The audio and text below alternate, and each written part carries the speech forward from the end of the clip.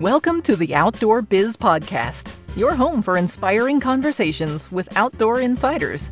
Each week, author, speaker, adventurer, and outdoor industry veteran Rick Saez talks in depth with iconic brand founders, sales and marketing pros, product designers, and industry rising stars. Listen in when Rick's guests offer actionable advice to land your ideal industry gig and grow your outdoor career. Catch us again when the conversation shifts to the hottest outdoor products, destinations, and the latest industry insights. And now, here's Rick.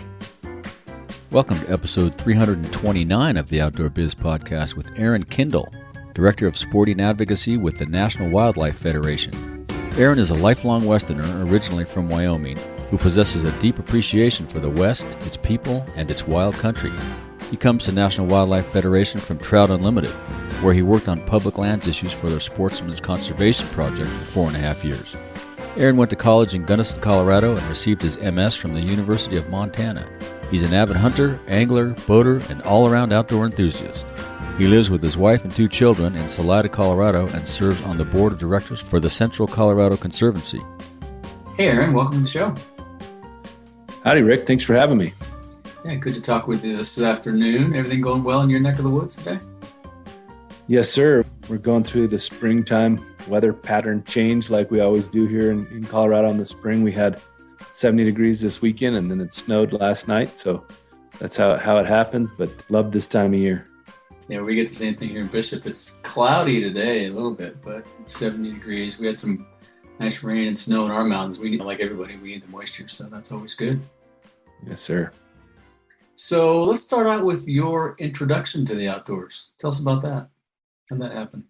Yeah, pretty much from day one in my life. I was born in Laramie, Wyoming. If you're born and raised in Wyoming and Colorado like I was, it's the outdoors is all around you. It's kind of part of the culture. And so I grew up for the first until high school in central Wyoming, and my dad did a lot of outdoor stuff. He wasn't a huge hunter or angler, but just liked being outside, camping. Did a little bit of hunting, a little bit of fishing. He was also a geologist, did some field work. So I spent some time doing that with him. Both of my grandparents, both sides of my grandparents loved being outdoors, and I was close with. My dad's parents were educators, and my grandfather on that side was a park ranger at different times at Wind Cave National Park. So he took us, he had a cabin in DuBois, Wyoming on the Wind River. And so we would spend time there and very close to the outdoors, and we'd spend a week in Yellowstone through those elementary, junior high years when I was young. So just from the outset, and I lived in rural Wyoming too, on few acres, and just ran out the door and took a BB gun or hopped on my bike or whatever, and just was always outside. So it was easy. That's awesome. I just got back from visiting a high school friend of mine's family farm in Ellsworth, Kansas. And it's pretty cool to be out there in the middle of nowhere with all these great farmlands to hunt and fish. We didn't fish or anything because it was still winter. I think it was 8 degrees, but got to go out to see it and roam around. It was very cool. I'm sure that was the life you lived. Yeah, it's how I try to raise my kids too, here in Colorado where I live, and they love the outdoors just the same. So I guess I'm passing on the tradition. Awesome. Good for you, man. Keep it up. We need more of those guys to help save it. Yeah. And you have a master's in environmental studies or environment studies? Environmental studies. It's a Master of Science, and it's a multidisciplinary degree from University of Montana. I studied some forestry, some conservation policy, at the time we were going through some roadless, if you've heard of roadless rule. Yeah. So we had just passed the national roadless rule, then Idaho was going through their roadless rules. So I did some policy about, how we make decisions in roadless areas, because it was a promulgated rule, that big fun word, where the administration just decided to say, hey, we're going to make a rule about this. So I have some of that. And then the other little slice was ecological restoration and trying to restore landscapes and get them better for wildlife habitat and people and those kinds of things. Very cool. What inspired you to choose that as an avenue? Just what I said. It just offered a multidisciplinary approach. It allowed me to, instead of focusing on one thing, I could, and it defines my career, my life too. I'm probably pretty decent at a lot of things, but not a master of anything. It followed that path and let me dive into a few different things that I cared about, but didn't want to just concentrate on solely. And at University of Montana, excellent forestry program, lots of good natural resources folks. So it just allowed me to, tap into all those different professors and disciplines. So it really appealed to me right away. That's very cool. I'm the same way. I like to do a lot of different things. Keeps you busy, I think change is always good. You don't get bored, right? Yeah, it kept me on my feet and allowed me to really interface with a lot of cool people. Yeah, very cool. Yeah. So you're also an avid hunter, angler, boater, and all around outdoor enthusiast. Do you have a favorite activity, or is it like the job? You like to do them all? Oh man, Whatever's in season. The thing that makes me feel most alive is probably hunting. There's just something about it. Hunting means so many different things to so many people. I'll tell you, in my life, it's meant many different things too. I told you I grew up in Wyoming, and at least partly, and I told you my dad wasn't much of a hunter. I spent a lot of time with some uncles and some other relatives, and they weren't what I would call hunters. They were more, maybe gave the wrong impression about what hunting was, and did some things that I certainly wouldn't be in support of these days at all. And I went through a period in my life where I grew up hunting with my dad. He was good, but just didn't do it that much. And then saw all that. And when I was in high school, I sold the 2 or 3 guns I had and said, that's not for me. I'm not into that lifestyle. And then it took into my mid 20s that I met some people back in a better way, and found some did it the right way and showed me there's a different way than what you've known. And because my exposure was the wrong way, and then a lot of what in the media is the wrong way. Squeaky wheel gets the grease. The loudest, craziest guys are often the ones people show. Yep. But there's so many awesome, conscientious hunter conservationists out there. And I find them my closest friends. I find myself being that. I find my family being that now. And so, when I finally found that, I got back to it. And I'll tell you, hunting, if you're doing it right, you're connecting to the landscape and you're trying to immerse yourself, it will teach you things that you just can't find out any other way, I don't believe. And there's something ancient about it. And there's something that's just right to the core. When you're out there, it's all human evolution is pushing you along and telling you this is what you're supposed to be doing. And it heightens your senses. And it makes you better at understanding the natural world. And I just feel like it makes me feel more alive than just about anything. And then if you're successful, you bring home this awesome, free roaming, organic, incredible meat that's you can't eat anything better. So right. Was the wrong way less conservation focused? It had nothing to do with conservation. It was the behavior. It was things like shooting at things you're not supposed to. Things like not even bringing home things that you shot at, or shooting at something and not even knowing if you did kill it. Maybe shooting at something out of season. Just abhorrent behavior that I would definitely never want to be a part of. And when I see it these days, if I see anything near it, I call it out and make sure that behavior is definitely condemned, because it's just not good stuff. Yeah, no, that's right. Good for you, Matt. Good on you. I'm happy to hear that there's still folks like that out there. There's more folks like that out there. That's one thing I think is interesting about the hunting world. And I think what I just mentioned, that squeaky wheel getting the grease, those bad actors often are what in the media.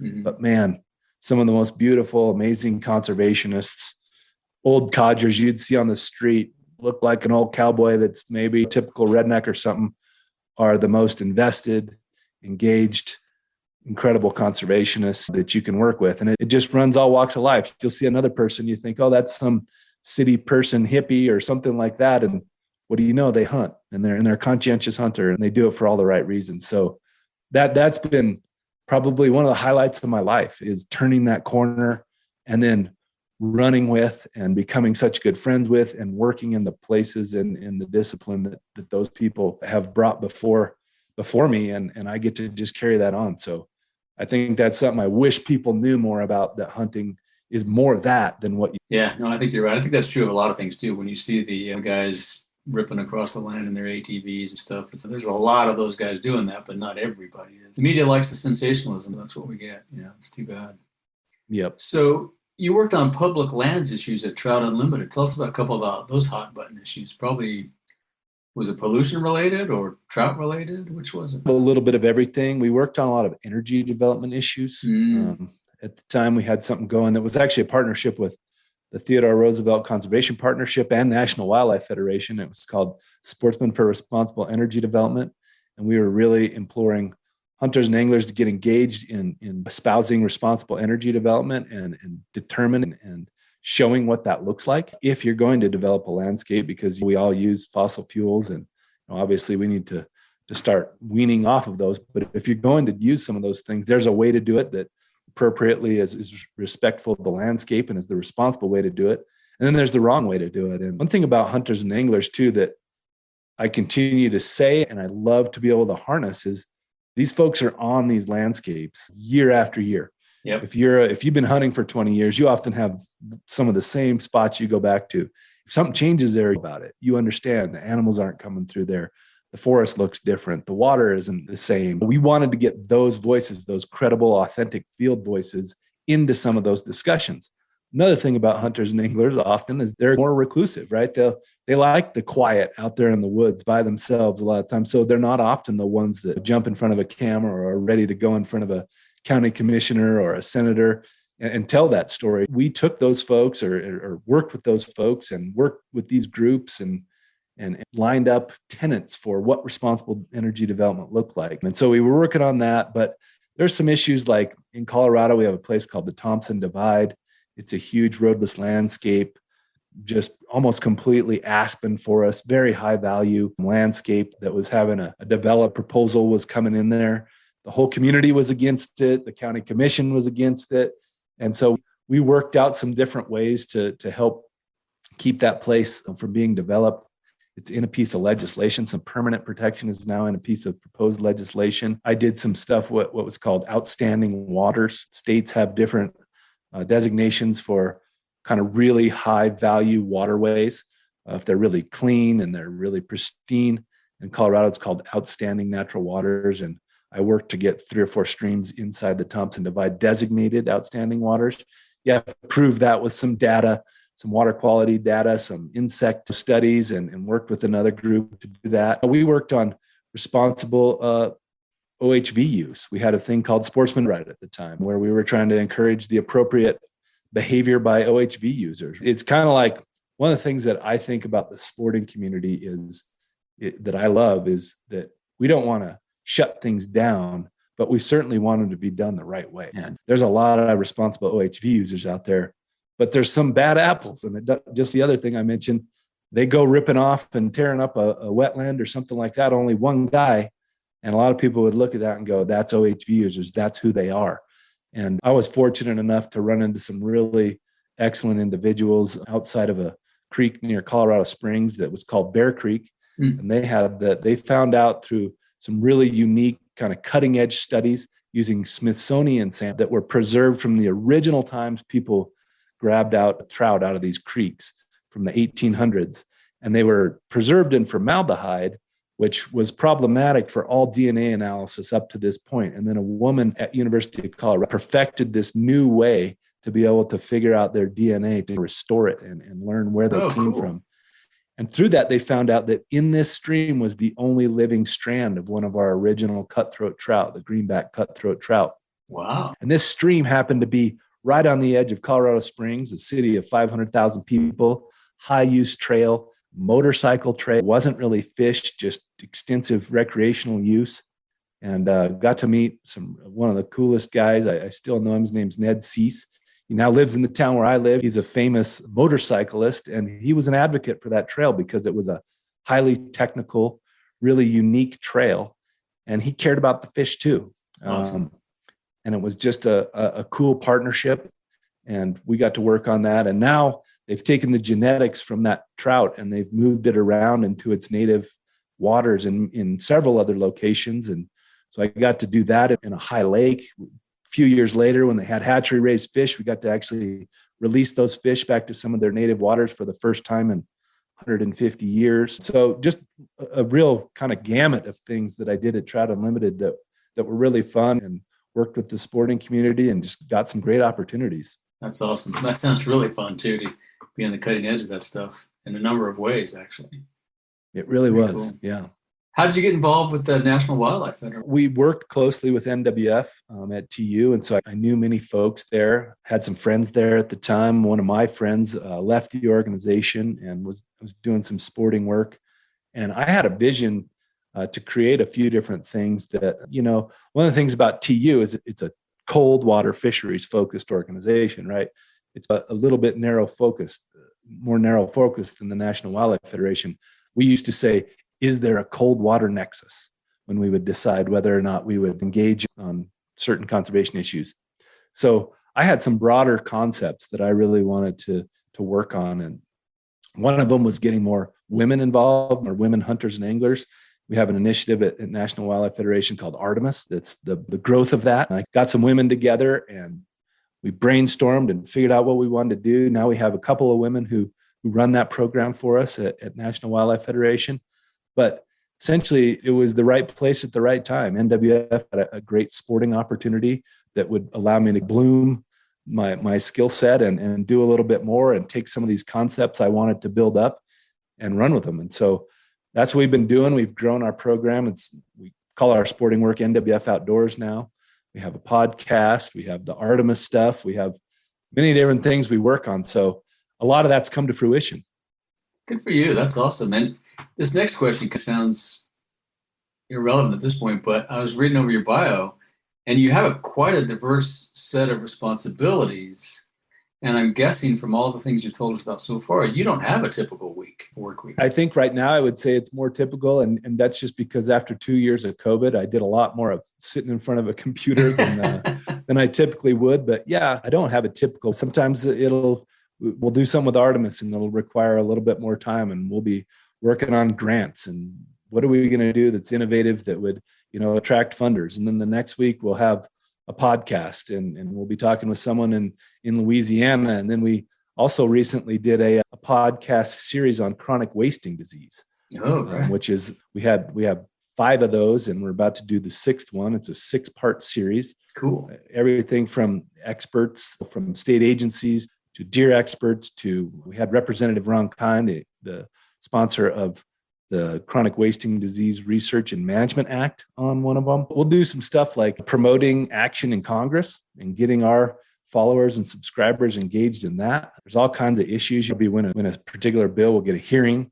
we'll need to get our people engaged. Or if we have regulatory things happening, like sometimes the Department of Interior or the Forest Service will have a forest planning or something like that happening. So we'll have to engage there. So it really runs the gamut. And I think one of the other great things about the Federation is we are a federation. We have 53 state and territorial affiliates all across the country. And they actually, when we have our annual meetings, they actually sit up in front like the Senate. They get 2 delegates. And prior to that annual meeting, there's a period we call our resolution time. And they write different resolutions based on all the issues happening. And we wordsmith them. And there's a staff person at NWF. And it's almost like writing legislation. And then we get to the annual meeting and we vote on it, or they vote on it rather, our actual federation. And then that's our charge at NWF. We go work on those things and say, okay, we understand how our federation is interpreting these things and wants us to go forth. So with that, I get to work with a lot of really cool folks all across the country. And that's awesome because they're our eyes and ears on the ground, our grassroots folks. They usually have relationships with their congressional delegations, their wildlife commissions, their state legislators. So that's really our strength. And it's really what makes it fun too, because I don't have to, just sit here in one spot and focus on a very narrow scope. Yeah, I'm with you. Variety is the spice of life. I love doing a bunch of different things. It is. We're going to take a little break and give some love to our sponsor, Wolfgang Man and Beast. Wolfgang Man and Beast celebrates the unique relationship between dogs and their people. They offer American-made leashes and collars for your pup using only the finest American leathers and textiles, plus a distinctive collection of t-shirts and hats for you. Built domestically and transported minimally, they'll be replaced rarely. Visit theoutdoorbizpodcast.com/Wolfgang and get your pup a new leash or collar today. I see tails wagging furiously in your future. Now back to the show. Do you get to go to DC frequently, or? Yeah, when we're not out in COVID, usually I'll go 1 to 3 times a year, depending on what happens. I've done something in states called Camo at the Capitol, where we bring a lot of the hunters and anglers to the state legislators for a day of trainings and lobbying. And we do those across different states. And we do something similar. We haven't quite branded it that when we've gone back to DC, but we'll often bring hunters and anglers on certain issues. We'll walk the Capitol and we'll go meet with all the different congressional delegations and members of the big land management agencies and talk about all the different things we care about. We've done it on many different issues. And so, yeah, we get out there and it's important. And that's where our decision makers are. So if we're going to make decisions, exactly. we got to go influence that. Yeah, it has never been more important too. I think it's crazy back there at the moment. Yeah, it is crazy. The one thing I think about conservation is it really is truly bipartisan. Everybody loves being outdoors. Everybody understands the value of healthy landscapes, clean water, clean air. A lot of what we do is just go tell our stories about being in these places and why it's important to us and why XYZ legislation would help things along. So I feel like our job's somewhat easier than some of the people who have to go back there and lobby on all kinds of issues. Can't imagine. I wouldn't want any of those jobs. It's got to be a battle. So what are some of the major challenges these days? Is it more around land protection or land use? What are the hot buttons right now? Yeah, I think there's a lot of things. One of the things that's always interesting is the change of administration, right? Right. We've had a presidential administration for just more than a year now. So that's always interesting. You get all new people that lead the Department of Interior, the BLM, all these different agencies that manage lands, right? You have all different priorities. You've heard of something probably called 30 by 30, yep. or America the Beautiful, it's called now. And that's the concept of protecting and conserving 30% of lands and waters by the year 2030. There's some folks that believe that's the numbers we need to really sustain the planet. I'm not a scientist. I can't say that's the exact numbers, but I do know that if I look across the landscape, in many places, 30%, it's not even close to 30%. It's much less than that. And then in other rural places, it is that. And so there's a big effort right now that lots of different, conservation NGOs are working on to define exactly what that means. What counts as protected or conserved? I like to use the word conserved because protected to a lot of people means we just leave it how it is, right? And some places also means hands off. Protected, man, can't go there. Yeah, conserve is you can go there often, but you can't, leave anything or do anything with it necessarily. But and some of that's appropriate. There's some places I think we should leave them alone and leave them as they were created. But things like private landowners are doing a lot of conservation, and they should get credit for it. And one of the greatest things we can do is incentivize that, right? Yeah. Keep that habitat on your land. Take care of it. And if we can do that, there's a lot more private land than there is public land. So there's that, and then restoring lands, right? If you take lands that right now are not offering any ecological value, and any ecological value you can add back into them, it's a net gain as compared to protect. You're leaving it as it is, but it's already a pretty pristine landscape and doing what it's supposed to be doing. So I get a little bit more fired up and excited about restoring landscapes. And one of the things we're really pushing now, and you may have seen it in the bipartisan infrastructure package, there was a little bit of this, is natural infrastructure. So things like wildlife crossings, things like restoring rivers and wetlands, and things like treating forests that need hazardous fuel reduction around camps and stuff like that. So, but he's irresponsible with their campfire, it doesn't turn into a huge raging wildfire. And restoring forests after they've had those natural infrastructure are natural landscape features that provide ecosystem goods and services to humans and wildlife, like clean water, like clean air. If you have a wetland and then a flood comes along, that wetland slows down that water.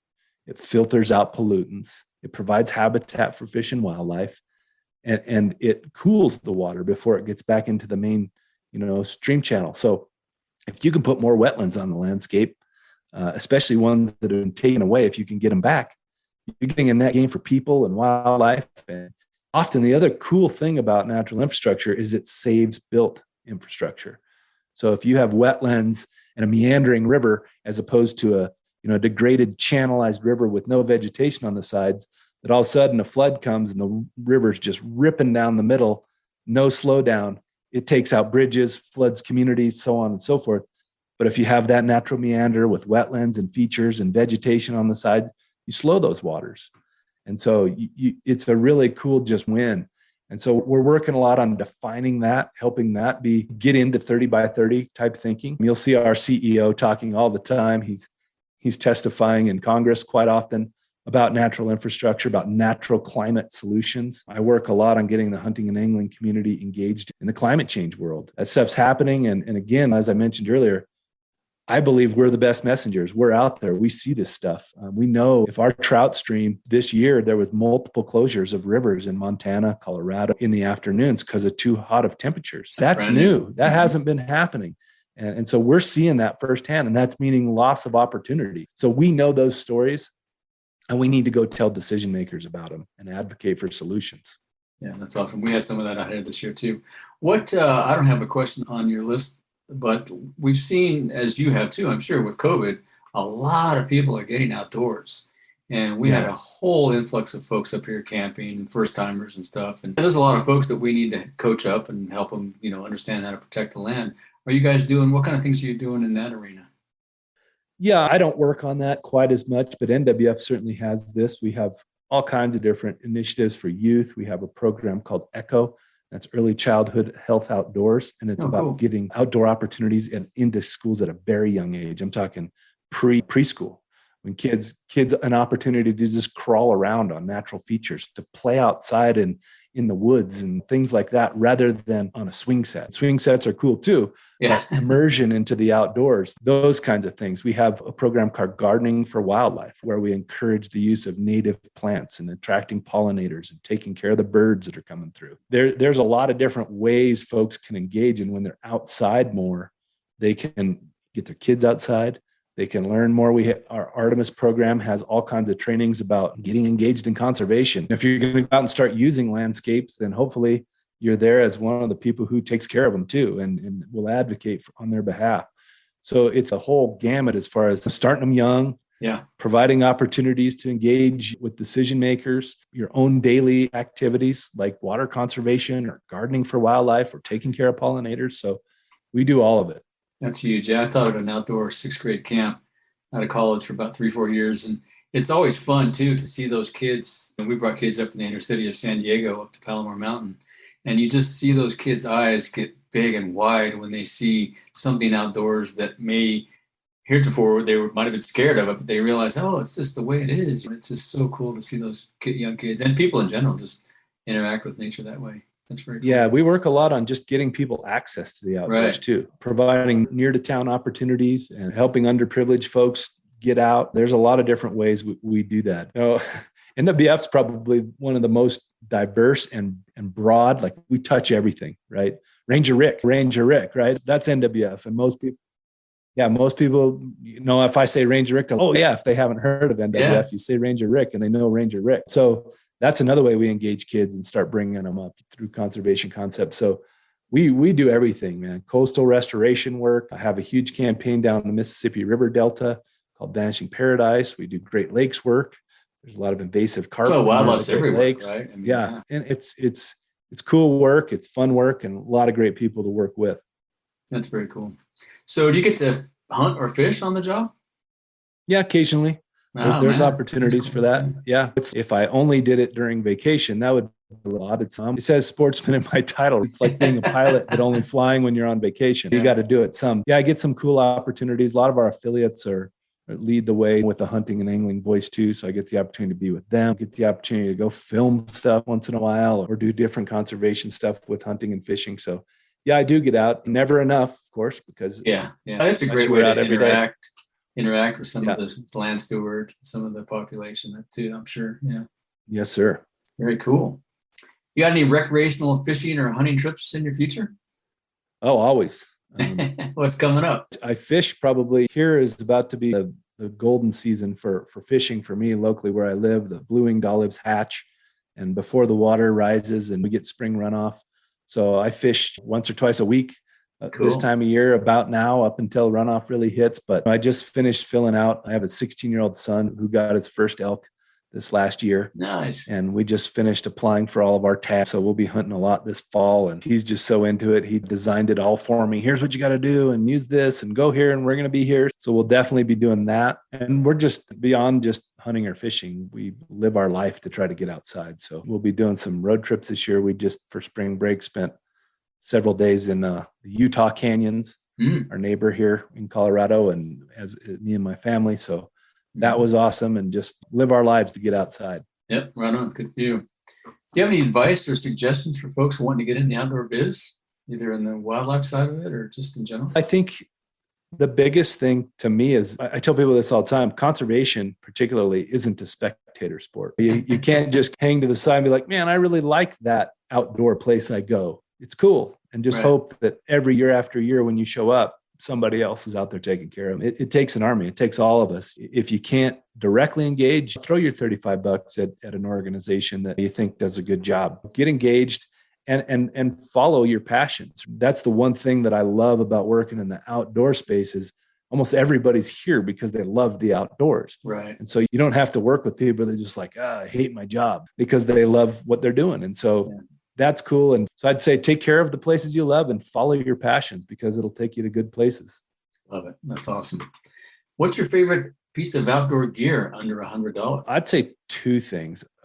Last couple of years, 2 or 3 years ago, a friend of mine brought on one of our trips these Sawyer mini water filters. I don't know if you're familiar with these. They're like squeeze bag, gravity fed. Yeah. So I'm 46 years old. I came from a lot of those. I think they were MSR. You have to pump for a half hour to get one water bottle. These things, there's no more pumping. Yeah. It's amazing. You just go fill up your little bags, you hang them up over your water bottle, and they pump to 100,000 gallons, before they run out. Wow. Not that expensive. They're about $30. And they have a little kind of syringe that you just flip them backwards and squirt out the other way, and it cleans them up and they work great again. Very cool. So that's one of my favorites. And then I'd be remiss if I didn't say copper ammunition, because we have a campaign but just promoting the use of the voluntary switch to non-lead ammunition when hunting or non-lead tackle when fishing. And I just think every time I've harvested an animal using something without lead, that's a huge conservation victory. There's a lot of science on raptors and scavengers coming and getting into gut piles or things like that from harvested animals. And when they do, they ingest lead, and there's some detrimental effects to that. And so every time I get to bring home an animal that I harvested with copper, I feel like excellent for what the scavengers got. And then B, it's not in my meat. Yeah, and so I feel like that's an easy conservation thing that most all of us can do. And that's a win all the way around. I had not heard of that. I didn't know about that. That's good to know. Yeah. Look up just nwf.org/lead-free landscapes. And, I don't hunt much anymore. So if folks are interested in that, have them take a look. Yeah, definitely. I'll link to that in the show notes for sure. Yeah. As we wrap up, is there anything else you'd like to say or ask of our listeners? I just think, repeat, conservation is not a spectator sport. Get engaged, take care of these things. Natural resources are a gift. Environment, we say, our environment is all of this. Take care of your environment. It sustains us, and get a kid out. There's nothing like seeing the light in a kid's eye after they've done something challenging and they finally get up on that peak, or they finally get to some cool place and get to put their feet in the water. There's something like that. And we've been doing it for all time. And that's the greatest thing about connecting to outdoors, is it connects us to every human who's ever walked the planet. So go get engaged. Right on. I love it, man. We got to make a t-shirt about that. Let's do it. You probably already have it. And if people like to follow up with you, what's the best way for them to? Me personally, it's just last name Kindle A at nwf.org. Okay. And then we have NWF Outdoors is our Facebook and Instagram channel. And we also have a podcast that's just nwfoutdoors.org, or wherever you find your podcast. If you just look up NWF Outdoors, you'll find us. Cool. And we interview all kinds of different conservationists on there. So hopefully we tell some good stories and do good stuff like you are. Yeah, I appreciate it. Very cool. We'll link to all that stuff in the show notes. But yeah, I appreciate you coming on. Look forward to talking to you some more. Do you go to the Outdoor Writers conferences at all? I do sometimes. I'm thinking about going this year, and we have our communications person will definitely be there, Mandela, who connected us originally. Shout out to Mandela. Thanks for connecting us. Yeah. I was just on her show recently. That was pretty fun. Yeah, she has a podcast of her own, or a weekly radio show, Trail Less Traveled in Missoula, Montana. Folks are interested in that one. Yeah, we'll link to that one again too in the show notes. Well, Aaron, thanks for the time. I appreciate it, and look forward to seeing you soon. Thank you, Rick. Keep doing your good work. Thanks, man. You too. Thank you for joining us on another episode of the Outdoor Biz Podcast. Be sure to visit our website, theoutdoorbizpodcast.com, where you'll find show notes with links to everything we talked about and more. Subscribe to the show on Apple Podcasts, Spotify, or wherever you get your podcasts so you'll never miss an episode. And while you're at it, if you found value in this show, we'd appreciate a rating on iTunes. Or spread the word and tell a friend about the show. That would really help us out too. Be sure to tune in every week. And thanks again for listening to the Outdoor Biz Podcast with Rick Saez.